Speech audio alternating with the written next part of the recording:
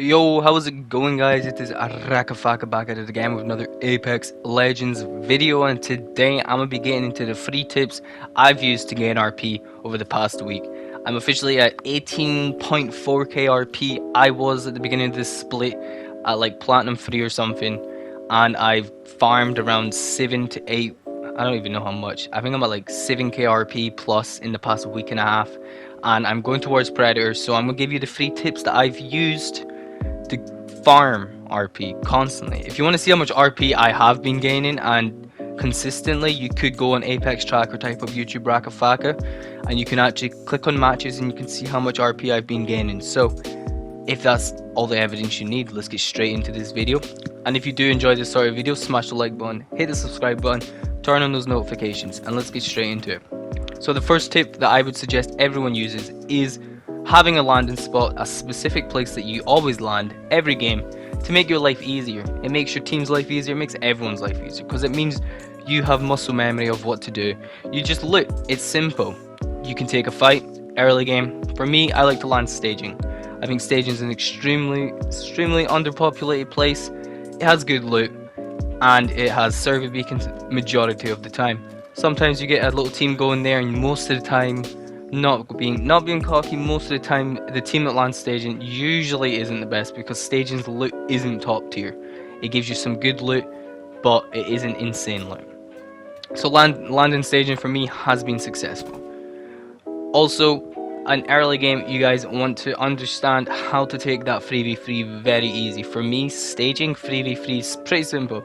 There is loot crates on top of the bridge, so what I like to do, and I tell my team to do, I tell them to take the top of the bridge. Maybe someone takes down low, you take the top of the bridge. That means you have the high ground on that 3v3 no matter what. You are starting that fight with the advantage.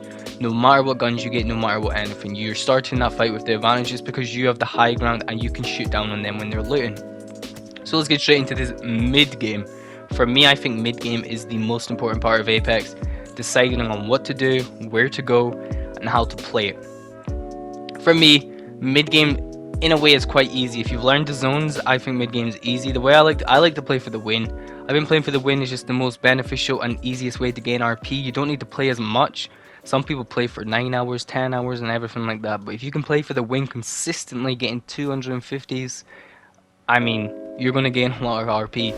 We went on a 6-win streak the other day, and that's like 1500 RP just in an hour and a half, 2 hours, something small. That's good. That's good amount of RP in a day.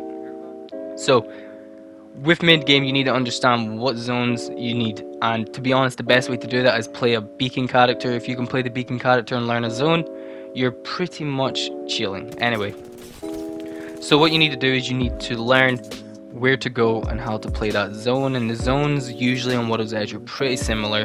Most of the time you get thermal beacon, thermal zones, and thermal zones are very easy to understand. Either they go to choke, or they take the top of thermal, or they pull down to the buildings. Very similar and very easy. Kind of the most annoying zones, but landing staging does work.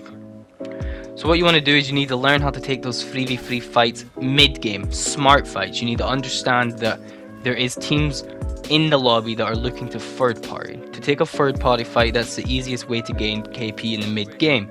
So what they want to do is they want to take a third party fight. So you've got to figure out how to take a fight without getting thirded. And that's pretty much the simplest way to do it, because you need KP and you want the lobby to die out. You do want to take that fight. You want to be warmed up. You don't want to just be sitting in a building all game waiting for the end game. I mean, it does work. You can do it that way. But mid game, you want to take a fight, get some loot. Basically, that's how it goes. It's simple, but you just got to learn that you've always got to have that positioning. You've got to understand another point and what you've got to do after if you do something wrong. Now let's get into the end game part of Apex. The end game is it's quite easy in my opinion. I think end games of Apex are quite easy if you play it smart, if you play it simple. End game is basically the last 4 or 5 teams in the last zone. What you would necessarily do is you kind of just need to play it slow. You need to try and you don't want to be the team getting sandwiched in the end game, or you will die. Being a team that is getting shot by both of the 2 other teams is probably the reason why you're losing. So what you would like to do is you want to take yourself out of out of the fight. You need to be in a good position, and you need to let the other team shoot. And if you see another team shooting at a team, don't be the team shooting at that team that's shooting the team, because then you're just going to have a trifecta of everyone shooting for no reason. So what you would like to do is you'd like to pinpoint one team, and you need to force that other team to push that team. Close range fight, and then you can come in like a little snake and you take the victory. It's simple, just like that. In this game, we decided to do it weird. I don't know what happened. The comms went all weird, but we pretty much just took both chokes, both sides of the zone, and we held both teams out.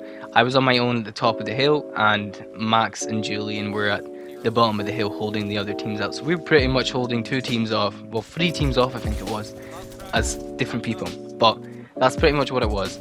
You want to play the zone, make sure you understand where the zone's pulling, keep hitting that beacon, keep getting the information, and play the RP. I hope you guys enjoyed this video, and if you want to see more ranked videos from me, let me know in the comments, and I will catch you guys in the next.